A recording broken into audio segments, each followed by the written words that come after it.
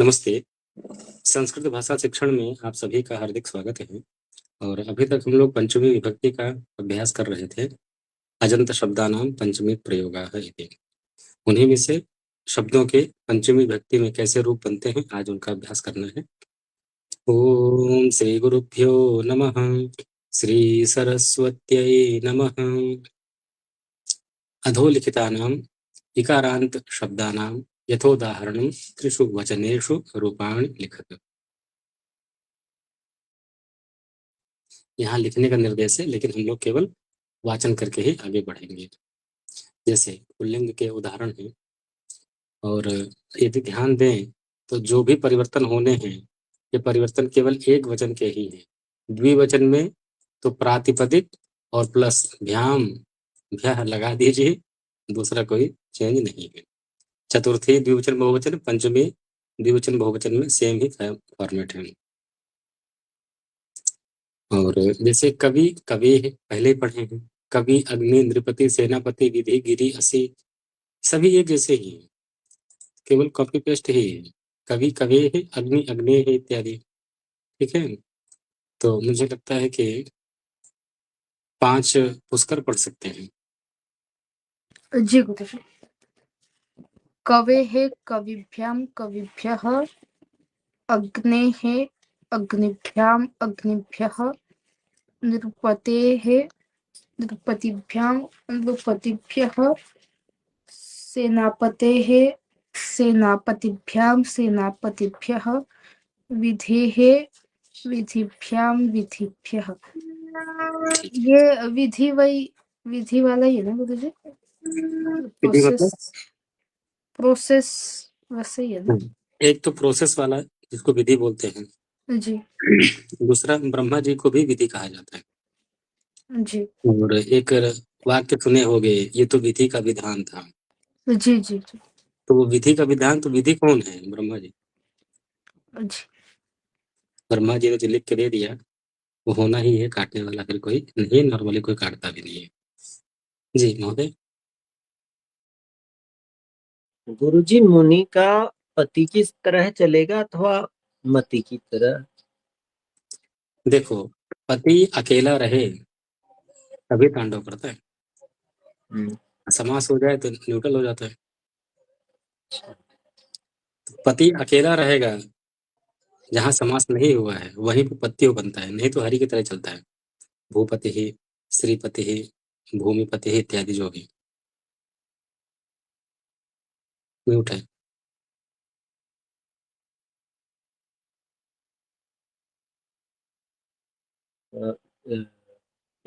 गिरि से जी। जी। गिरेः गिरिभ्यां गिरिभ्यः, असेः असिभ्यां असिभ्यः, मुनेः मुनिभ्यां मुनिभ्यः, अतिथेः जी या पुल्लिंग ही है, पुल्लिंग है? सेम कॉपी पेस्ट ही है, कोई परिवर्तन नहीं। अतिथेः अतिथिभ्यां अतिथिभ्यः। आपका दोनों तिथि हो जा रहा है, जबकि तिथि है। अतिथिभ्यां अतिथिभ्यः। ठीक है, उधर ही उदधे उदधिभ्यां उदधिभ्यः। ठीक है, तो पुल्लिंग वाले संपन्न हुए। स्त्रीलिंग में, अब स्त्रीलिंग का जो एक वचन है, जैसे हरि का हरे था और नदी का नद्याह बनता है। ठीक है, तो मैं दोनों ही लिख देता हूं ताकि, जैसे शांते है हरि की तरह, और शांत्या ये भी रूप बनता है, और इसको चाहे तो इस प्रकार से किया जा सकता है। ठीक है, तो जितने भी शब्द यहाँ दिए गए हैं सारे हरस्व ही है ना, इकारांत उकारांत जो भी है। उकारांत है तो एक गुरु की तरह, एक वधु की तरह, और इकारांत है तो एक मति की तरह, दूसरा हरि की तरह। तो पहले पुल्लिंग की तरह चला लीजिए, दूसरा स्त्रीलिंग की तरह। ये कहाँ बनेंगे दो रूप? चतुर्थी एक वचन, पंचमी एक वचन, षष्ठी सप्तमी एक वचन। चतुर्थी पंचमी षष्ठी सप्तमी इनके एक वचन में दो दो रूप बनते हैं। और बनने का कारण क्या है? विकल्प से घी संज्ञा। घी संज्ञा जो विकल्प से होती है उसी के कारण दो दो रूप बनते हैं। तो एक नदी की तरह, एक हरि की तरह। ठीक है, सेम पैटर्न हर जगह कॉपी पेस्ट करिए, पूरा बन जाएगा। विकल्प से क्या चीज बोल लीजिए, क्या होती है? घी। तो घी नहीं खाते? हाँ जी। हाँ, वैसे व्याकरण में भी एक घी है। अच्छा। घी संज्ञा। शेषो घी सखी। शेष है घी, सखी। सखी शब्द को छोड़ करके बाकी में घी संज्ञा होती है, इसीलिए सखी शब्द के अलग रूप चलते हैं, सखा सखाया सखाया, बाकी में अलग। तो जैसे शांति का शांति ही लिखा था, मैं शांत्या भी जोड़ दिया, वैकल्पिक रूप में दोनों बोल लीजिए, क्यों पेंडिंग में डालेंगे? शांते शांत्या, शांतिभ्याम शांतिभ्यः, और पुष्कर। दोनों रूप बोलने कुछ। हाँ, दोनों बोल दो, और ट्यून में लगे कि वैकल्पिक रूप बोल रहे हो। हाँ जी। जाते हैं, जात्याः, जातिभ्यां जातिभ्यः। नहीं, जाते जात्याः, जातिभ्याम जातिभ्यः। जी। वो तो एक का ही दो रूप है ना। पंक्तेः पंक्त्याः, पंक्तिभ्यां पंक्तिभ्यः। ठीक है, भक्तेः भक्त्याः, भक्तिभ्यां भक्तिभ्यः। रात्रेः रात्र्याः, रात्रिभ्यां रात्रिभ्यः। दोनों रूप जानना इसलिए जरूरी है क्योंकि इन शब्दों के जो प्रयोग आते हैं, जैसे भक्ति का ही है, आपको कहीं भक्ते मिलेगा, कहीं भक्त्या मिलेगा। अगर एक ही रूप जानते हो, दूसरा नहीं जानते, और वहां पे प्रयोग देखोगे तो बड़ा भ्रम होगा कि हम जब पढ़े थे वहां तो भक्त्या था ही नहीं, यहाँ कैसे आ गया, गलत तो नहीं लिखा है। जिज्ञासाएं होती है ना। जैसे अस्मद इत्यादि के रूप में अहम आवाम वयम माम आवाम अस्मान मया आवाभ्याम अस्माभिः इतना ही पढ़ के छोड़ देते हैं। तो माम का जो वैकल्पिक रूप है, द्वितीय चतुर्थी पंचमी के तीनों वचन में दो दो रूप बनते हैं, दूसरा रूप नहीं पढ़ाते। और नहीं पढ़ाने का साइड इफेक्ट क्या है पता है? इधर वो दूसरा वैकल्पिक आ गया तो दिक्कत मैं होती है। बताता हूँ, बड़ा मजेदार है, सुने तुम भी होगे।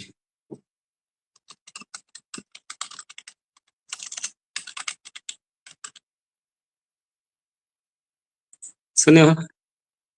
जी। इसका मुझे बड़ा मजेदार अर्थ मिला। मैं बच्चों से पूछा मजे लेने के लिए, ये इसको सुने हो? बोले हाँ सर सुने हैं। मैं कहा ठीक है, तमसो माँ ज्योतिर्गमय, इसका अर्थ बताओ तो। बताए, एक बार तुम बताओ फिर बताता हूँ वो लोग क्या बताए। अंधकार से मुझे ज्योति की तरफ लेके जाओ। हाँ, वो क्या बताए पता है? अंधकार नहीं ज्योति, ऐसा कुछ। माँ जो है निषेध माँ को वाला, माँ वाला मान लिया माँ होगा। को निषेध वाला मान लिए, और क्या बोल रहे हैं? तमसः माँ ज्योतिर्नय, मतलब अंधेरे से प्रकाश की तरफ लेके मत जाओ। मैं कहा धन्य हो महाराज। क्यों? क्योंकि अस्मत् शब्द का द्वितीय में जो दो दो रूप बन रहे थे, माम माँ, युष्मत का भी त्वाम त्वा बनता है ना, मह्यम में मम में चतुर्थी षष्ठी बनते हैं। अगर एक ही रूप देखोगे, दूसरा देखोगे ही नहीं, याद ना हो कोई बात नहीं, कम से कम एक बार देख तो लो, कहीं संसार में गलती से दिख गया तो अनुमान तो कर पाओ। तो ये हाल था। और ये बच्चे कोई प्राक शास्त्री वाले नहीं थे, शास्त्री और आचार्य वाले थे। मैं कहा गुरुजी उसमें माँ कौन सा है? माँ निषाद प्रतिष्ठाम तगमय में माँ निषेध वाला अर्थ है, मास्तु। माँ मतलब माँ निषाद मतलब जैसे मास्तु, माँ गमः क्लैब्यम मास्म गमः इत्यादि देखे हो ना। ऐसा ही है ना जी, शुरू में माँ निषाद। माँ निषाद प्रतिष्ठाम, वो क्रंच को देखे थे ना, बड़े दुखी हो गए थे,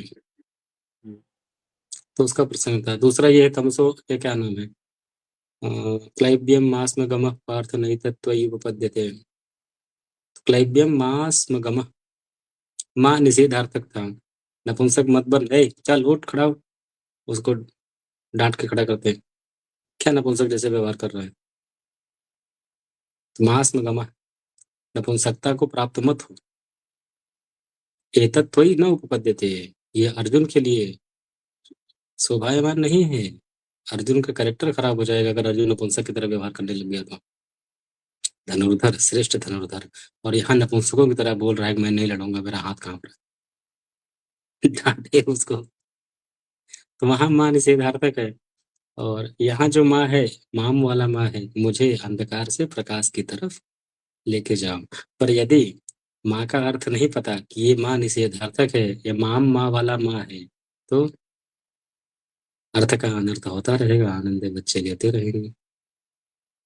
ठीक है, इसीलिए जो है शांते है शांत्या दोनों दे दिए। और यदि समय मिले तो कुछ अनिवार्य जो शब्द रूप हैं 35 के आसपास है, उनके रिकॉर्डिंग करके मैं डाल दिया हूँ, तो कभी सुनते रहोगे ना। लगभग 30 से 40 अथवा 50 सेकंड के आसपास का एक वीडियो है, शॉर्ट्स है। एक बार सुन लो तो कम से कम एक हफ्ते भी सुन लोगे तो याद हो जाएंगे, याद करना नहीं पड़ेगा। उसमें अकारांत, इकारांत, इकारांत, उकारांत, राजन, गो, प्रत्यय, सारे शब्द उसमें जी प्लेलिस्ट बनी है, उसके द्वारा भी अभ्यास कर सकते हो। जी ऐसा ही एक वाक्य गुरुजी, मृत्योर्मा अमृतम गमय, वो इसी की तरह है ना इसी का तो भाई है। जी। उसमें भी माँ वही है ना, मुझे। हाँ, माँ मुझे। जी, मृत्यु हो, मृत्यु से, अमृतम मृत्यु से। अमरता की ओर, जी अमरता की ओर ले जाओ। एक और जी। था, असतो मा असतो। सद्गमय, अच्छा तो माँ सत्य, सद्गमय। असत से सत की तरफ मुझे लेके जाओ।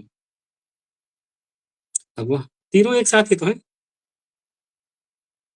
तीनों जी, सेंटेंस एक ही नहीं है। मैं वही स्कूल में बोलते हैं ना, इसलिए पूछा। हाँ वही है। अब उसमें माँ का अर्थ ना पता होने से अर्थ का अनर्थ होता है। जी ठीक है जी, रात्रि तक का हो गया, बाकी था। नहीं, हो अभी गया, शुरू ही करना। हो गया। अच्छा, रात्रि तक हो गया था। जी ठीक है। धू धूलेः धूल्याः, धू हरस्व है, दीर्घ है, धू दीर्घ, तो फिर बलाघात के चक्कर में हरस्व क्यों कर रहे हैं। धूलेः धूल्याः, एक ला धूल बोला जाएगा, दो ला बोला जाएगा, एक ही, क्यों। नहीं दो, फिर एक क्यों बोले, सेट हो जाएगा तो धूल्याः, फिर धू हरस्व हो गया। धूल्याः।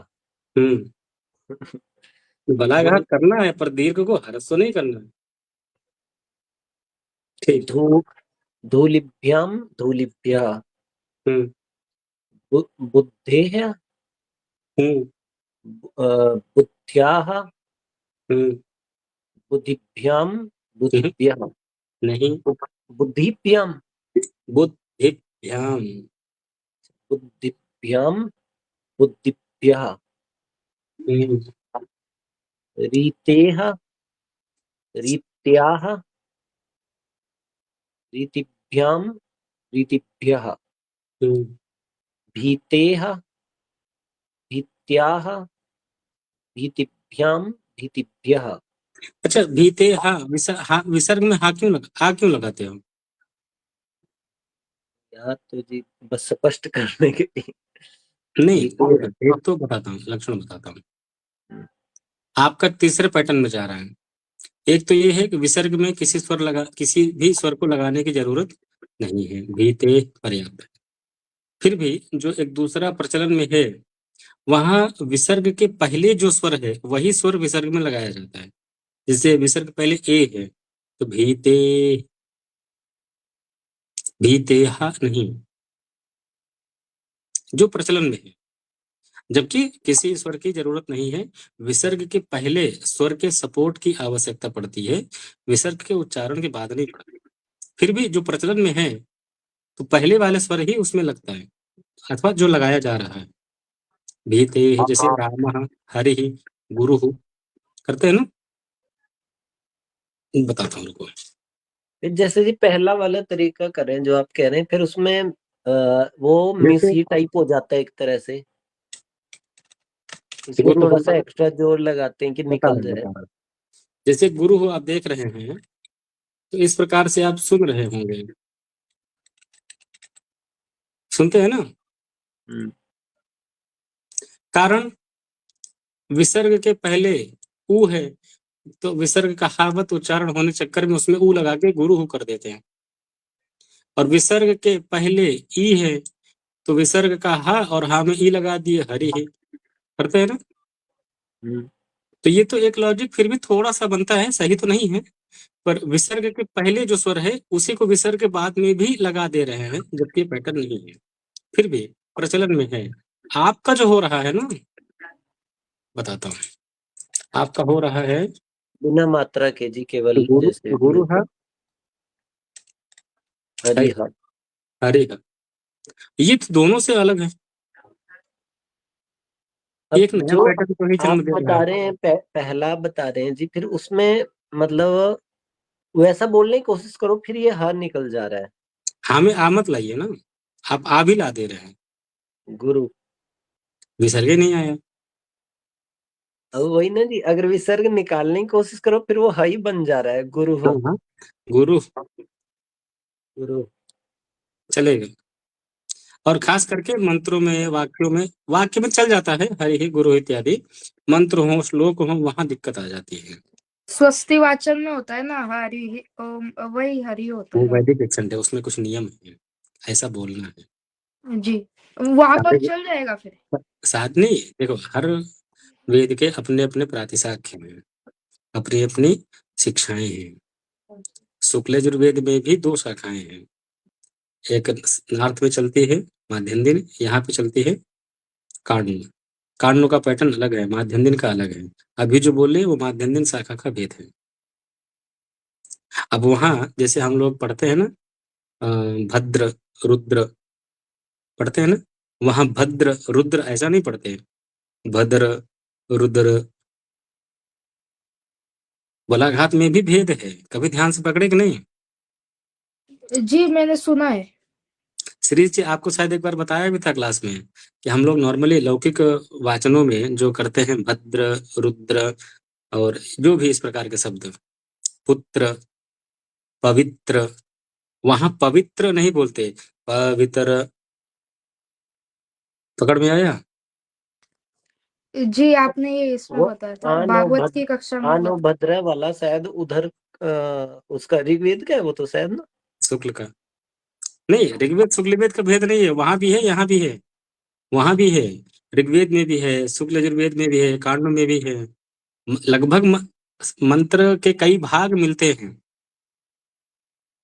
ऐसा नहीं कि गणानांतवा केवल शुक्ल यजुर्वेद में है वहां नहीं है, वहां भी है, थोड़ा बाद में बदल जाता है, कभी कभी नाम आ जाता है, कविं कविं नाम। तो वो थोड़ा सा बदल जाता है, पर मंत्र है, लगभग मंत्र हर जगह है। और शाखा के अनुसार उसके स्वर बदल जाते हैं।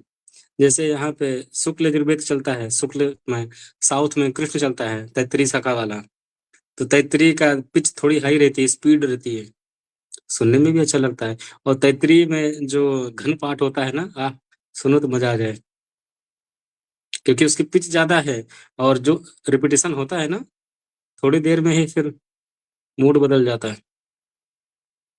5 मिनट सुन लीजिए, गदगद हो जाए, सही से मिल जाए तो अच्छा लगता है सुनने में। ठीक है, सामान्य रूप से अभी जो हम लोग बोल रहे हैं, आप आ मत लगाइए, या तो फिर पहले जो स्वर है वही लगा लीजिए, कम से कम किसी ग्रुप में तो रहेंगे। अब आप ना इसमें रह गए ना उसमें रह गए, दोनों से बाहर हो गए, कम से कम प्रचलन वाले में ही बने रहिए। ठीक है, चलिए। धूले बुद्धे रीते भीते गते। अरे डिलीट क्या कर रहा हूँ, क्या गया, पूरा हो गया था या कुछ बाकी था।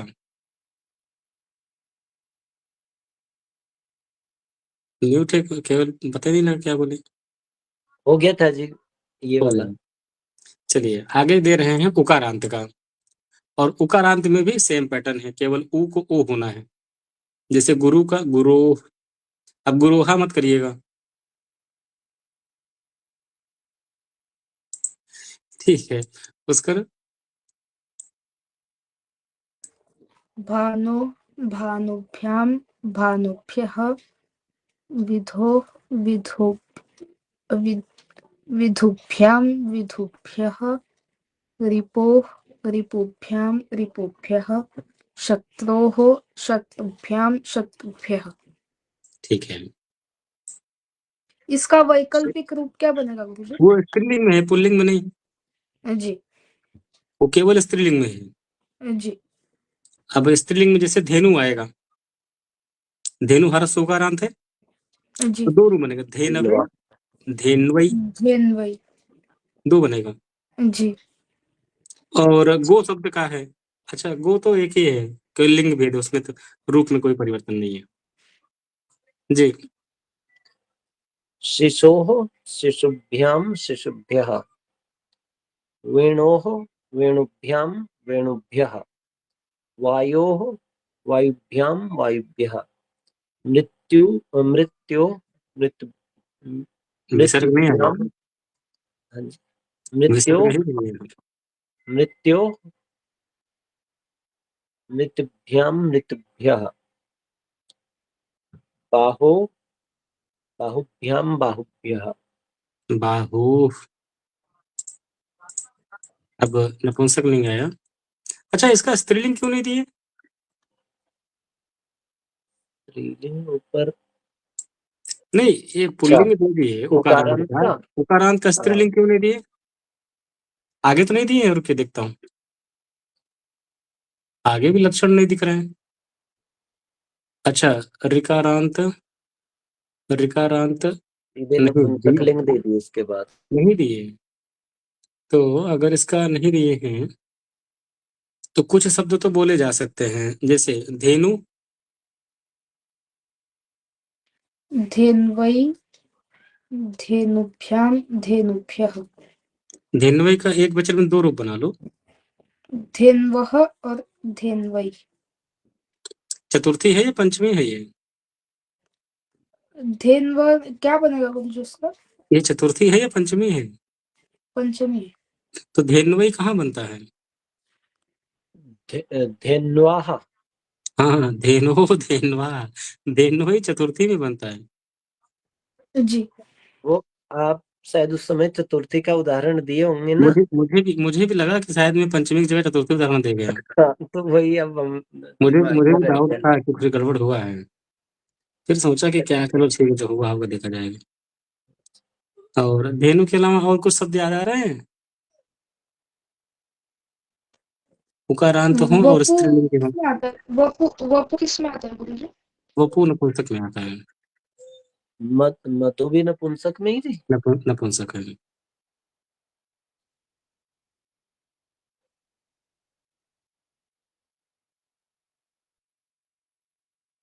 चलो जाने तो, एक है ना, उससे भी कभी आएगा देख लेंगे। आगे जो है स्त्रीलिंग नपुंसक लिंग में, अब लगभग यहाँ नह लगेगा सभी में, द्विवचन बहुवचन में कोई परिवर्तन है ही नहीं, प्रातिपदिक प्लस भ्याम भ्या छोड़ दो, सभी में नह ही लगने ठीक है।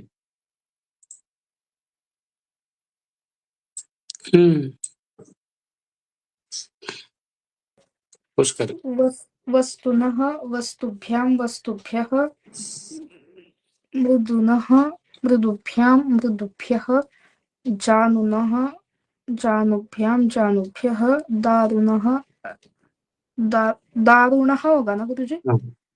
दारुणः दारुभ्यां दारुभ्यः। ठीक है महोदय। ये दारू वाला मतलब दारुण पराभव ऐसा कुछ है अर्थ?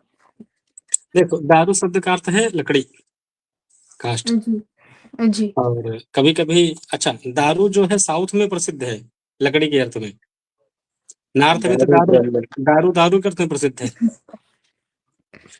तो नॉर्थ में कभी बोलना हो ना तो दारू मत बोलना, काष्ठ इत्यादि का प्रयोग कर लेना, जी नहीं तो दारू बोलते ही वो बोतल लेके पहुंच जाएंगे। अब दारू ब्रह्म शब्द जैसे है ना जी, जगन्नाथ जी के लिए है ना। एक बार कोई थे साउथ के कथावाचक थे, नॉर्थ में आए थे, तो लकड़ी की जगह हर बार बोले दारू ले आओ, दारू खत्म हो गई, दारू ले आओ, दारू खत्म होने वाली है। अब सब बड़े भ्रम में, भैया बाबा का यज्ञ मंडप में दारू पियेंगे का? दारू खत्म हो गई बोल रहे हैं, जल्दी ले आओ, जल्दी ले आओ, दारू ले आओ, दारू खत्म हो रही है। अब बाद में लोगों ने बताया महाराज दारू नहीं कुछ और बोल लो, लकड़ी बोल लो, काष्ठ बोल लो, दारू बोलते हैं, हम समझ रहे हैं ठर्रा। तो फिर बाद में बदले। ठीक है, आगे। कौन सा जी? फिफ्थ है ना अब? लघु लघु कलर के। लघुनः लघुभ्याम लघुभ्यः, तालुनः तालुभ्याम तालुभ्यः, कटुनः कटुभ्याम कटुभ्यः। तालु क्या है? तालु क्या? वो और जो मुंह में होता है वो जीभ के तालु। ऊपर, कौन सा? जीभ के ऊपर वो इचियो साराम तालु वाला नहीं है, तालु तालव्य है। तालव्य उच्चारण था। वही वही। ठीक है, अब यहाँ कुछ पैटर्न दिखाया जा रहा है। यथोदाहरणम अधोलिखितानाम विकारांत नपुंसक शब्दानाम पंचम्यंतर रूपाणि लिखत। जैसे वारी है और ना आया, ना का ना हो गया, णत्व वाला प्रकरण पता ही है। वारिणः भ्याम, भ्याह में कुछ है ही नहीं, वारिभ्याम वारिभ्यः केवल बलाघात ही लगता है। वैसे अक्षी शब्द है, यहाँ भी णत्व हो जाएगा तो क्या होगा? अक्षिणः। अच्छा दिया ही है, अक्षिणः नहीं दिया, अक्षिणः अक्षिभ्याम। अक्षिभ्याम अक्षिभ्यः। अरे ये काहे उल्टा पुल्टा करवा रहे हैं? अक्षिणः नहीं बनता है, अक्षिणः बनता है। गलत जगह गलत उदाहरण दे दिए ना। एक बात बताओ, वारी का उदाहरण दिए, वारी प्लस अणः वारिणः बना दिए, और आगे दे रहे हो अक्षी, तो व्यक्ति यहाँ क्या बनाएगा?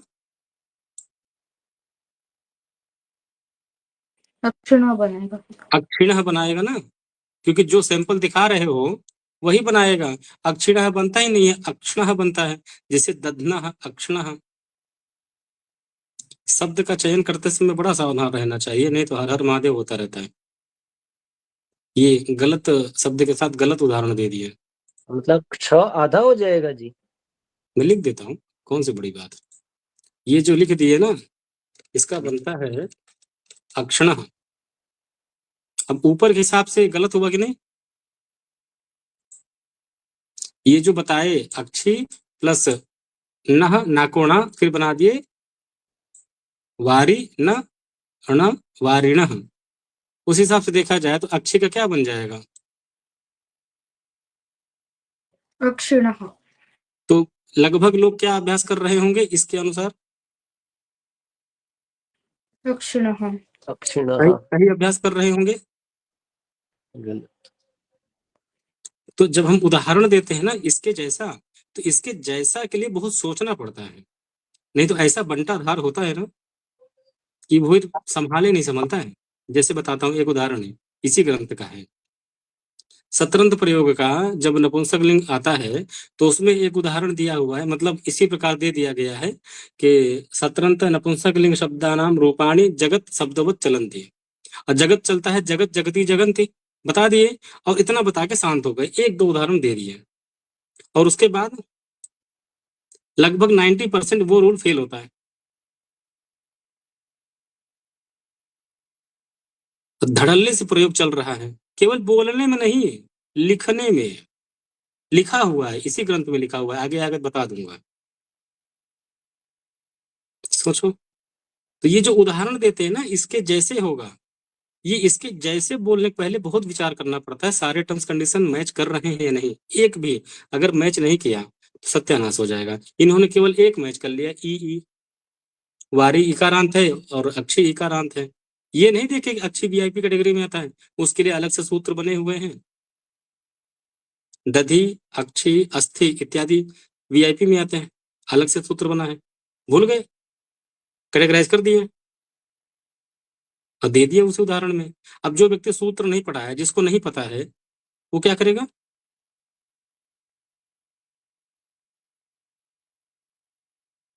क्या कहे। जो अगला है जी, इसने जो दिखा रखा है दधी बराबर दध जमा ईन, ये दधी नहीं बनना है।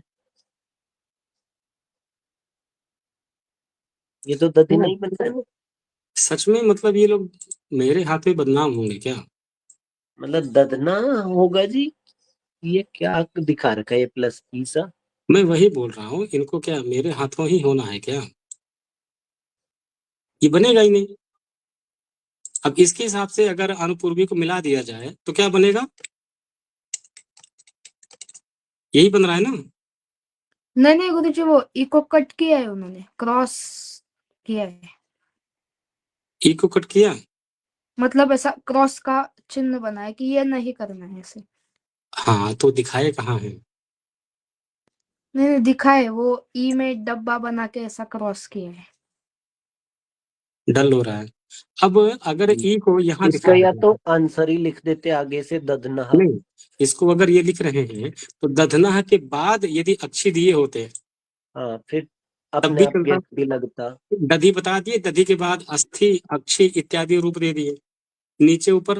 अब या तो ये हो सकता है डिजाइन करने वाले ने कॉपी पेस्ट में, उसको क्या पता लगता है, एक पेपर में लिख के दिए, वो टाइप कर दिया, बाद में देखे भी नहीं सही लिखा नहीं लिखा। हो सकता है टाइपिस्ट ने कलाकारी की हो,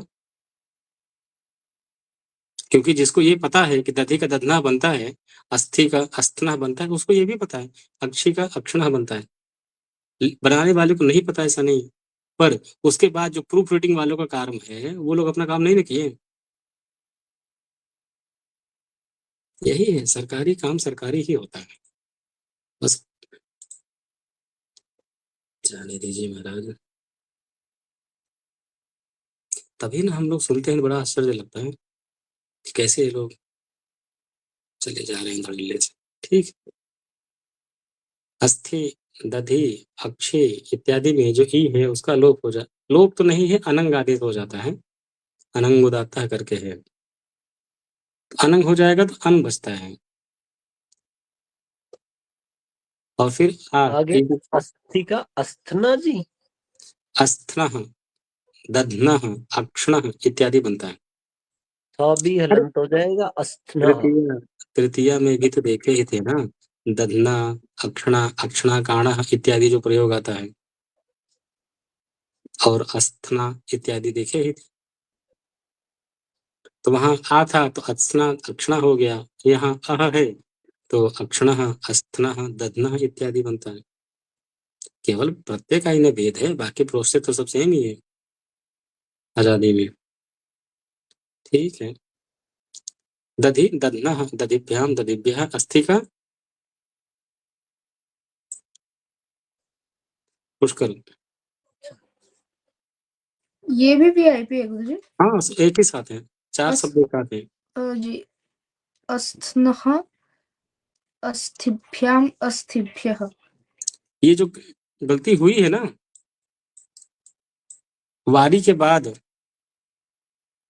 कुछ और दे देते चल जाता, अक्षी नहीं देना था। वारी के बाद दधि, ये उसको देते ही नहीं, उसका एग्जाम्पल वैसे दे दिया था ऊपर क्वेश्चन में, ना देते उसे। नहीं वो भ्रमित ही कर रहा है।